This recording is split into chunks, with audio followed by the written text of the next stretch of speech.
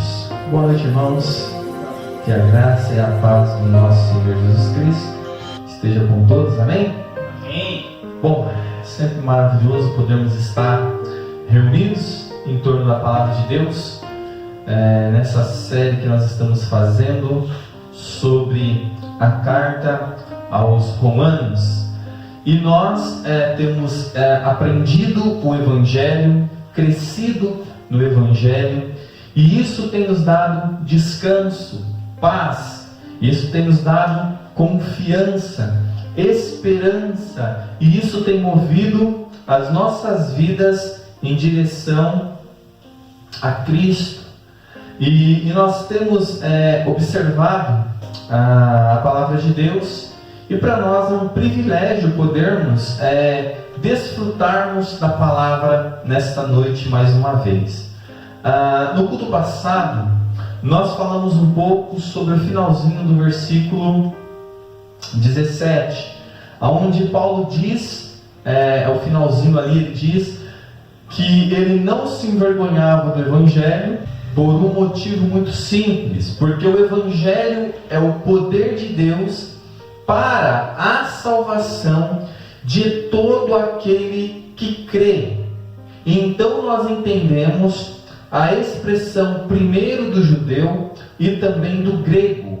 O grego aqui representando todas as nações, os gentios. Então Paulo diz que o Evangelho é o poder de Deus para salvar tanto os judeus quanto as demais nações. E ele vai dizer algo muito importante que nós meditamos também, que ele diz: visto que a justiça de Deus se revela no Evangelho. Por isso nós entendemos que é importante conhecermos isso, o que significa ser justificado por Deus.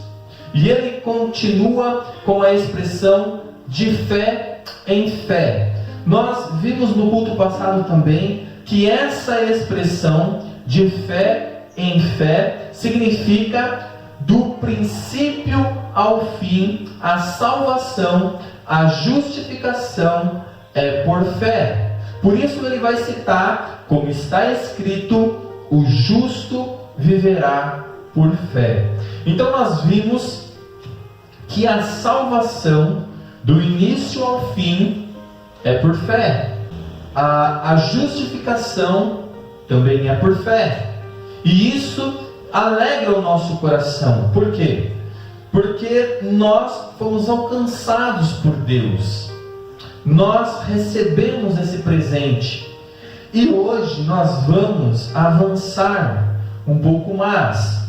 Paulo agora, do versículo 18 do capítulo 1 até o versículo 20 do capítulo 3, Paulo vai nos dar um panorama, ele vai pintar um quadro da humanidade. Paulo, ele vai nos arremeter à condição do homem diante de Deus. E isso é importante por quê? Porque o versículo 18 que nós vamos ler e os próximos, Paulo agora ele lança a base no versículo 17. Ele diz para nós coisas importantíssimas. E então, no versículo 18, Paulo agora, ele vai continuar a escrever, ele muda agora o foco da carta. Agora Paulo ele vai olhar para o judeu, ele vai olhar para o grego, para os gentios, e ele vai colocar ambas as raças debaixo da mesma condenação. Paulo agora, ele vai fazer com que nós olhemos para um atributo de Deus. Paulo agora, ele vai fazer com que nós nos apercebamos daquilo que o Evangelho diz sobre o homem. A condição catastrófica que o homem se encontra diante de Deus. Então o apóstolo Paulo, ele tem muito cuidado em escolher as palavras como nós bem falamos. É muito importante nós termos a percepção daquilo que o apóstolo Paulo quer que nós aprendamos. O apóstolo Paulo, ele está escrevendo uma carta, e ele poderia colocar qualquer coisa aqui nessa carta. Mas agora, quando o apóstolo Paulo ele vai começar a falar sobre justificação, quando o apóstolo Paulo vai falar da condição humana, o apóstolo Paulo ele olha e ele relata algo muito importante. Ele olha e ele, para fazer um contraponto com o que ele disse no versículo 17, ele vai nos dizer no versículo 18 as seguintes palavras. Gostaria de ler com os irmãos para que vocês atentem para o texto, porque tem muita informação e muita doutrina, e que você também se aperceba desse contraponto. Olha, ele diz no versículo 17: não me envergonho do Evangelho, porque é o poder de Deus para a salvação de todo aquele que crê, primeiro do judeu e também do grego, visto que a justiça de Deus se revela no Evangelho, de fé em fé, como está escrito, o justo viverá por fé. Versículo 18: a ira de Deus se revela do céu contra toda impiedade e perversão dos homens que detêm a verdade pela injustiça, porquanto o que de Deus se pode conhecer é manifesto entre eles, porque Deus lhe manifestou. Versículo 19: porque os atributos invisíveis de Deus, assim o seu eterno poder, como toda a sua própria divindade, claramente se reconhecem, desde o princípio do mundo, sendo percebido por meio das coisas que foram criadas. Tais homens são, por isso, indesculpáveis, porquanto, tendo conhecimento de Deus, não glorificaram a Deus como Deus, nem lhes deram graça, antes se tornaram nulos em seus próprios raciocínios, obscurecendo-lhes o coração insensato. Daqui está todo o texto, mas agora, nesta noite, nós vamos nos apegar ao versículo 18, onde diz o contraponto daquilo que ele fala no versículo 17. Ele diz: a ira de Deus se revela do céu. Olha que interessante, quando nós lemos o versículo 17, ele vai dizer o quê? Visto que a justiça de Deus se revela no Evangelho. Então veja o contraponto que Paulo está fazendo. No versículo 17 ele diz o quê? Que nenhum homem pode ser salvo, senão por fé, tanto judeu como grego. Então ele diz, visto que a justiça de Deus se revela no Evangelho. Então ele vai no versículo 18 e ele diz assim: a ira de Deus se revela do céu contra toda impiedade e perversão dos homens que detêm a verdade pela injustiça. Olha o contraponto. Então veja como isso é importante nós olharmos. Veja como isso chama a nossa atenção. Então aqui, nesse ponto, nós chegamos a mais um ponto importantíssimo da carta ou da epístola de Romanos, onde agora o apóstolo Paulo irá focar em mostrar aos irmãos de Roma algo que é de suma importância, tanto naquela época quanto nessa atual. Paulo irá abordar um dos atributos de Deus que normalmente os homens odeiam.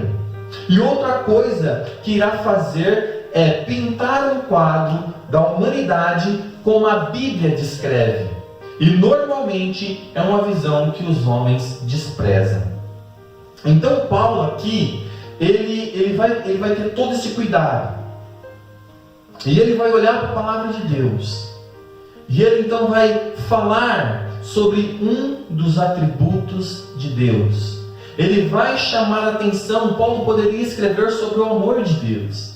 Paulo poderia escrever sobre a misericórdia de Deus. Paulo poderia escrever sobre a graça de Deus. Mas, olha que interessante, Paulo, então, aqui nesse momento, ele diz para os irmãos de Roma: a ira de Deus se revela do céu contra toda impiedade. Sabe, há uma necessidade de conhecermos Deus. Há uma necessidade de entendermos realmente quem Ele é.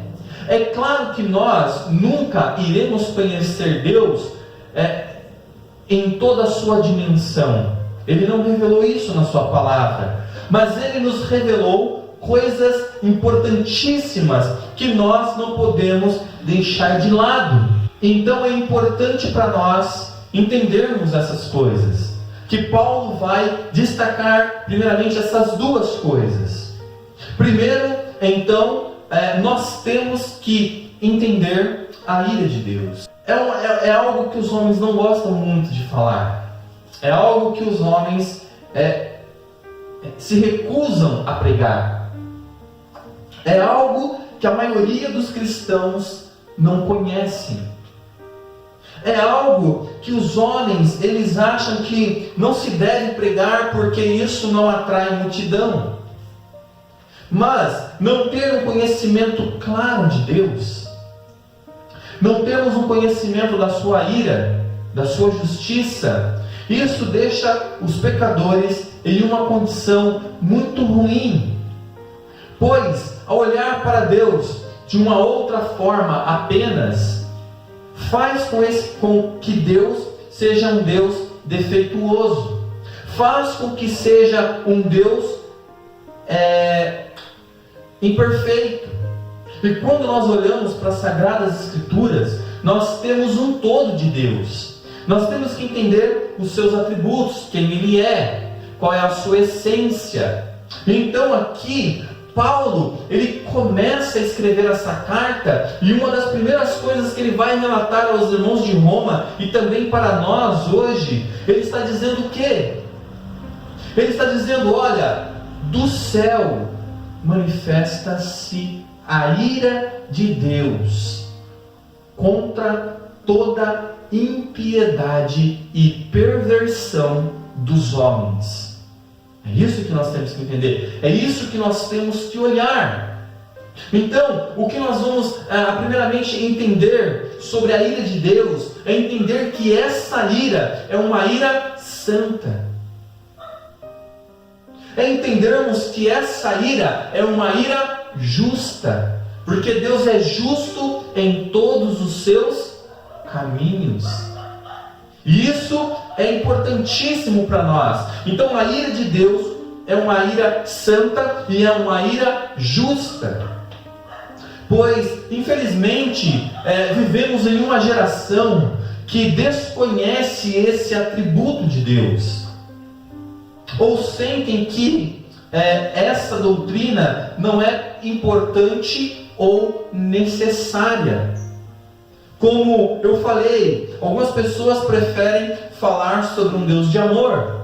Algumas pessoas preferem apenas falar de um Deus que realiza desejos. Outras preferem falar de um Deus que está sujeito à vontade humana. Mas olha que interessante, o apóstolo Paulo, ele não tem dificuldade nenhuma em falar sobre a ira de Deus. E eu acho que a igreja também, nos nossos dias, não deveria ter nenhum problema em falar da ira santa de Deus e da ira justa de Deus. Porque é necessário falar dessas doutrinas. É necessário revelar esse Deus, que é um Deus irado constantemente. Porém, o apóstolo Paulo, ele ao escrever essa carta, ele sente então a necessidade e o dever de expor isso aos irmãos de Roma. Por isso, escreve: a ira de Deus se revela do céu contra toda impiedade e perversão dos homens, que detêm a verdade de Deus pela injustiça. Porquanto o que de Deus se pode conhecer é manifesto entre eles, porque Deus lhe manifestou. Então devemos ter em mente alguns pontos quando vamos falar sobre a ira de Deus. A primeira coisa é entender que a ira de Deus é um atributo de Deus. A segunda coisa é entendermos que a ira de Deus é uma ira santa e justa. A terceira coisa que devemos entender é que a ira de Deus se revela do céu. Deus ele não tem vergonha disso. Então esses primeiros pontos que nós estamos falando é de suma importância. Entendermos então que a ira é um atributo. O que isso significa? Bom, vamos começar então por entender o que significa atributo. Os atributos de Deus são as qualidades atribuídas ao caráter divino. Então veja, quando nós estamos falando do amor de Deus, nós estamos falando não que Deus apenas ama, mas nós estamos falando que Deus é amor. Quando nós estamos falando que Deus é santo, nós não estamos apenas falando que Ele é santo, nós estamos falando que Ele é... Não, quando nós estamos falando de santidade, nós não estamos falando que apenas que Deus é santo, mas a sua essência é santa. Quando nós estamos falando que Deus ele é misericordioso, nós estamos dizendo que Ele é a própria misericórdia. Então, quando nós falamos de Deus, quando Ele é ira, quando Ele está irado, nós estamos falando que Ele é a própria ira. Então, a qualidade, os atributos, ao caráter divino de acordo com a sua autorrevelação. Então, atributo é isso, é atribuir algo a Deus. E o que nos ajudam a entender quem é Deus. Então veja, se nós não tivermos as informações corretas, nós nunca entenderemos Deus corretamente. Porque as pessoas, ao desenharem um Deus, ao pregarem apenas algumas facetas de Deus, eles nunca chegam ao perfeito Deus da Bíblia. A Bíblia não tem dificuldade alguma de falar sobre o amor, sobre a misericórdia e sobre a ira dele. Então, saber quais são os atributos de Deus é muito importante para qualquer cristão verdadeiro. É entender as dimensões e as profundidades disso. Você entender o amor de Deus profundamente, você entender a misericórdia de Deus profundamente, você entender a ira de Deus profundamente, você parar e analisar realmente essas informações, essas qualidades de Deus. E quando estamos falando de atributo, nós estamos então falando da qualidade atribuídas ao caráter divino. Além da designação atributos de Deus, há uma coisa chamada na teologia sistemática também, denominada como estudo da qualidade de Deus, ou perfeições de Deus.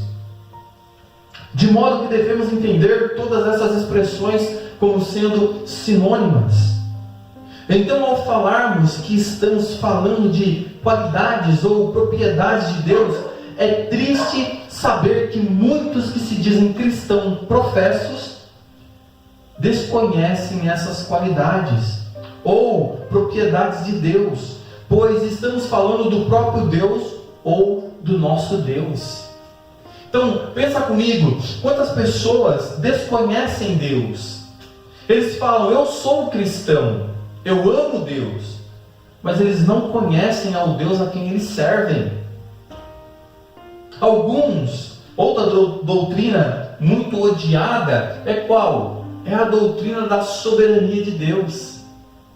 Quando você prega sobre a soberania, um Deus soberano que faz só o que Ele quer, Ele faz a vontade dEle, Ele não se curva diante da vontade do homem. Quando você prega isso, quando você anuncia isso, quando você mostra esse Deus da Bíblia, as pessoas odeiam. É a mesma coisa quando nós pregamos a ira de Deus. Um pregador ele não pode privar o seu público de ouvir isso. Essas verdades. É impressionante saber que uma grande maioria esmagadora desconhecem o próprio Deus. E há quem diz servir e amar esse Deus a quem eles não conhecem. não conhecem por falta de informações no púlpito, desconhecem por falta de informações pessoais, desinteresse próprio em conhecer o próprio Deus. Há N fatores que fazem com que os homens não conheçam o Deus da Bíblia.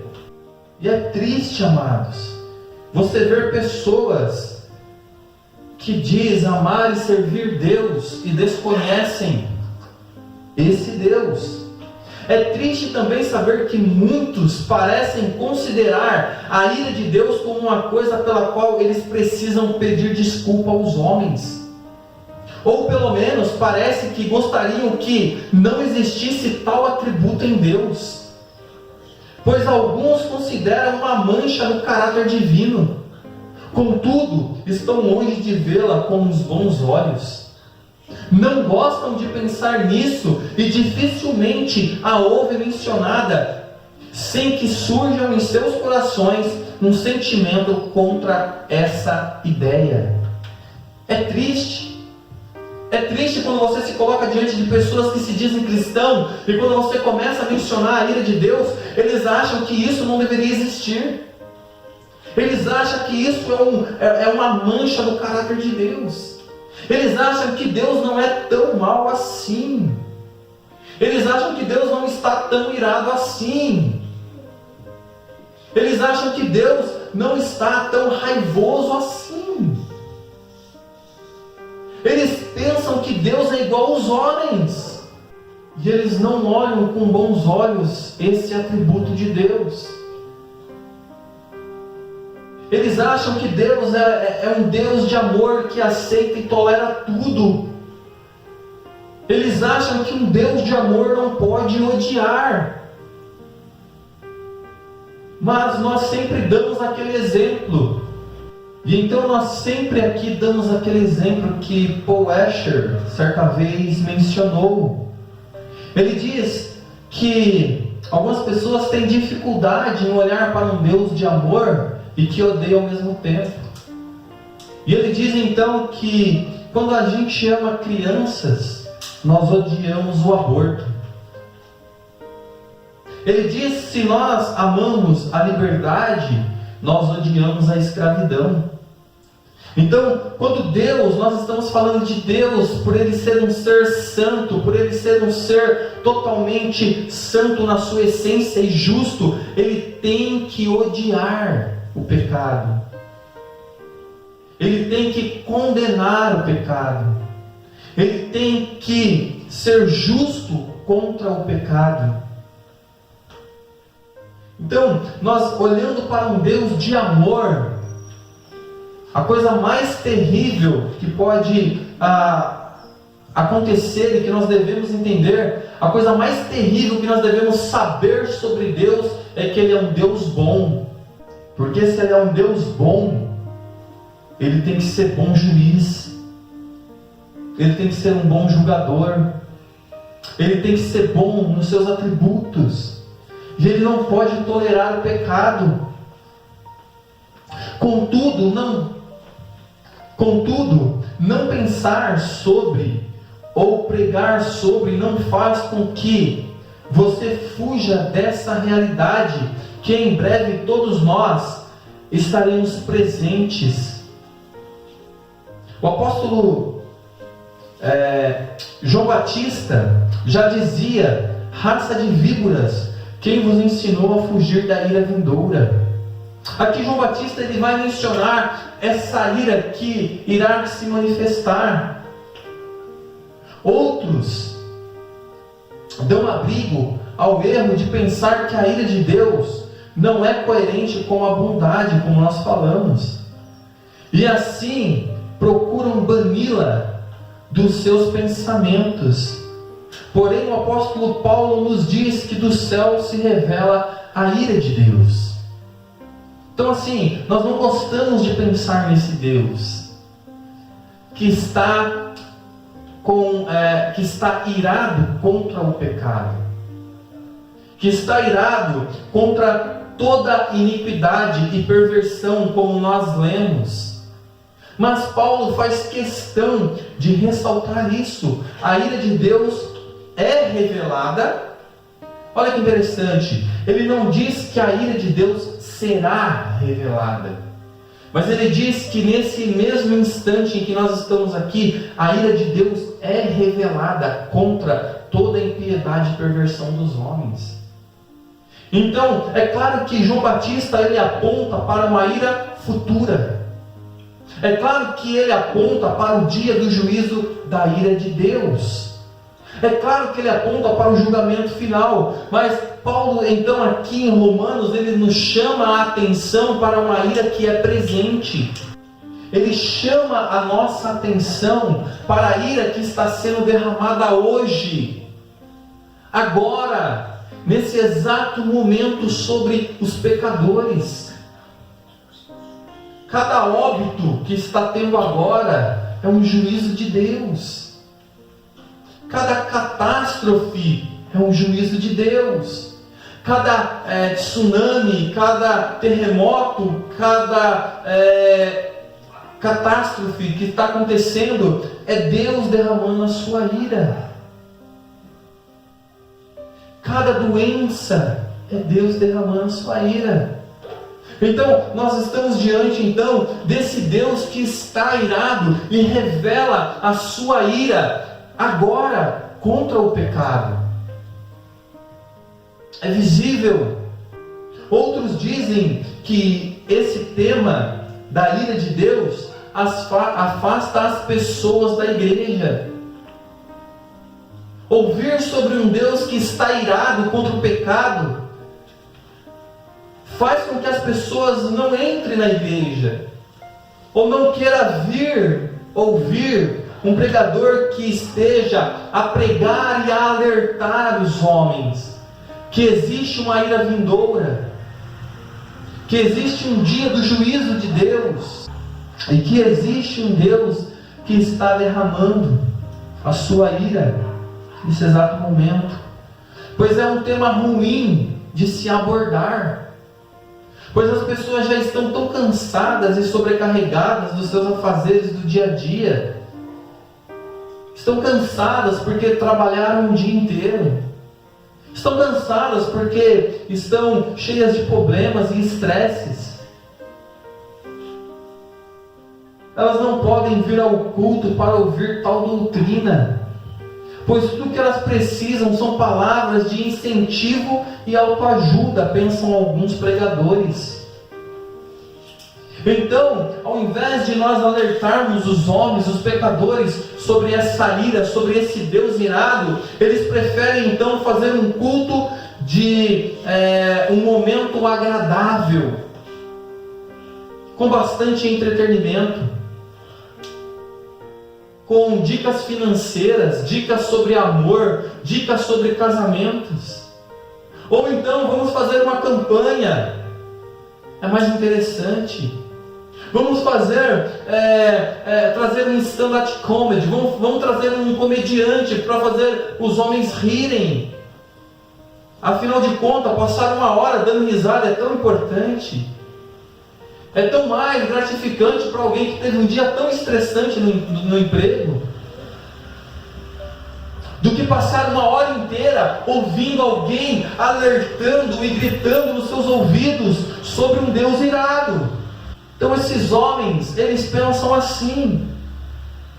Os pregadores de hoje em dia, eles acham que é muito mais importante você passar uma hora inteira ouvindo músicas e tantas outras coisas que deixem os homens confortáveis em seus pecados, do que fazer eles terem esse encontro com esse Deus irado hoje, agora, aqui. Chamar os homens a esse encontro real com esse Deus que está irado todos os dias contra o pecado. Mas não. Eles preferem então fazer um momento agradável. Vamos passar um filme, ao invés de falarmos sobre um Deus irado. Vamos fazer uma balada gospel, ao invés de falar sobre um Deus irado. Que essa ira se revela do céu contra toda impiedade e perversão dos homens. Para que falar isso? Para que tocar nesse ponto, se eles já estão tão cansados, se eles já estão tão estressados pelo trânsito, pela doença que sobreveio eles, sobre os problemas do casamento, do dia a dia, os filhos, os pais, a esposa, o esposo, o patrão. Esses homens já estão tão sobrecarregados, porque nós devemos parar para pensar sobre, meditar e ouvir sobre um Deus que está irado. Não é mais fácil falar sobre um Deus de amor, sobre um Deus misericordioso? Portanto, se nós tirarmos a ira de Deus, não é o Deus da Bíblia. Então nós não estaremos trazendo um refrigério verdadeiro, mas estaremos trazendo um refúgio apenas para os homens. Então é mais fácil encher o culto de um monte de parafernália, culto sobre isso, culto sobre aquilo, menos sobre culto sobre um Deus irado. E não é para ser enfadonho, cansativo nesse tema, não, mas é que essa informação sumiu dos púlpitos. E ao sumir dos púlpitos, e ao sumir das igrejas, e ao sumir das pregações, os homens se acomodam, porque pensam que Deus se tornou ao igual. Eles pensam que está tudo bem, que tudo que eles precisam é vir à igreja e cantar hinos e levantarem as mãos, quando na verdade não está. Porém, tenho que ressaltar que eu não sou favorável ao extremismo nos atributos de Deus. Odeio os que só falam sobre o amor e escondem os outros atributos de Deus, como se não pertencessem a Deus. E também odeio os que apenas falam sobre a ira de Deus e escondem os outros atributos. Devemos ter um equilíbrio nesse requisito, amados. Pois ao falarmos de Deus, não devemos apenas mostrar uma faceta dele. Jamais devemos apresentar um Deus glorioso em todos os seus atributos. E isso inclui o seu amor, a sua ira, a sua misericórdia, a sua majestade. Não devemos apresentar um Deus defeituoso aos pecadores. Jamais. Eu odeio quando aqueles pregadores só falam sobre o amor. Eu odeio esse tipo de pregador. O pregador que só fala sobre a ira de Deus, eu também odeio. Deus é... Não é assim. Tem que ter um equilíbrio. Você tem que ter a mesma paixão, a mesma intensidade, a mesma eloquência, o mesmo fervor quando se fala da ira de Deus e do seu amor, da sua misericórdia e da sua paciência, da sua longanimidade. Você tem que ser intenso. Não devemos diminuir Deus, reduzir Deus aos padrões humanos. O que eu quero dizer hoje nessa noite, que nós devemos olhar então para esse padrão que nós estamos falando, porque Paulo está dizendo, a ira de Deus se revela do céu. Não é uma ira que irá se revelar, é uma ira que já está sendo revelada sobre toda a impiedade e perversidade dos homens. E é isso que nós temos que ter. Nós não temos que apresentar um Deus defeituoso aos homens. E é o que as igrejas estão fazendo, e é o que os pregadores da atualidade estão fazendo. Um Deus bonzinho, um Deus legal, um Deus que aceita tudo, um Deus que não é majestoso e glorioso, um Deus que é incapaz de condenar o pecador ao inferno. Não é o Deus da Bíblia. As pessoas têm uma visão deturpada de Deus. Eles acham que Deus é um Deus que não condena o pecador. As pessoas estão tendo uma visão totalmente deturpada. E isso é culpa da maioria dos pregadores que estão nas televisões, que estão nos rádios, que estão nas redes sociais, apresentando um Deus defeituoso. E então, quando nós chegamos aqui e anunciamos a vocês o Deus da Bíblia, algumas pessoas olham para ele e falam assim: eu não gosto desse Deus, eu não quero um Deus assim. Eu não quero um Deus que esteja irado com o meu pecado, com o meu jeito de falar. Um Deus que odeia os seus palavrões. Um Deus que odeia aquilo que você ouve. Um Deus que odeia as suas preferências mundanas, as suas amizades. Estamos diante de uma geração que cada vez mais não quer ser submissa a Deus. E nós devemos entender isso. Que a maioria dos pregadores são culpados. Porque eles não trazem uma visão real de Deus. Então nós vimos esses 3 pontos hoje.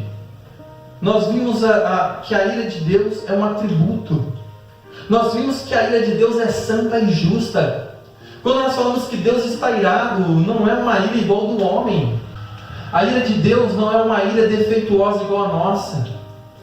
Não é uma ira injusta, uma ira pecadora. Mas é uma ira santa e justa.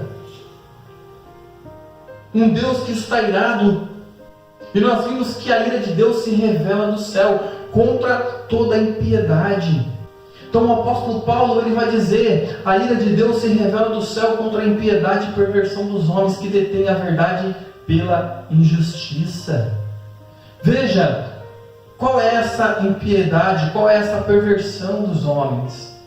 Quando eles invertem, quando eles detêm a verdade pela injustiça.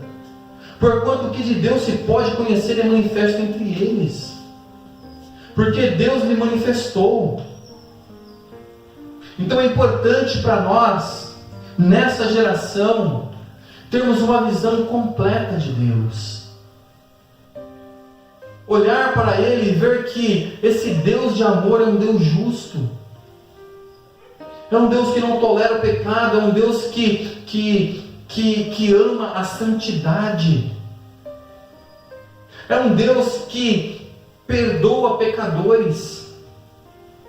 É um Deus que envia o seu Filho para morrer no lugar de pecadores, para que Ele seja justo e justificador. Então aqui nós temos esse contraponto. A justiça de Deus se revela no Evangelho e a ira de Deus se revela do céu contra a impiedade e perversão dos homens que detêm a verdade de Deus pela injustiça, porquanto o que de Deus se pode conhecer é manifesto entre eles, porque Deus lhe manifestou. Então hoje nessa noite nós vimos a importância de se ter uma visão correta de Deus. Deus ele não pode deixar de ser amor para ser ira. Deus ele não pode deixar de ser ira para ser misericordioso. Essas coisas têm que caminhar juntas, e Paulo vai falar melhor sobre isso lá no capítulo 3. E nós vamos chegar lá um dia. Mas é como nós falamos, esse assunto sobre ira de Deus não é tão atrativo, mas é importantíssimo para nós. É importante para a igreja. É importante para o cristão genuíno e verdadeiro entender que esse Deus, ele é assim. Então, nós temos que ter essa visão de Deus para que haja temor em nosso coração. Entendermos que em breve nós estaremos diante desse Deus. Ou nós estaremos diante dele justificados por Cristo, ou nós então teremos uma triste eternidade.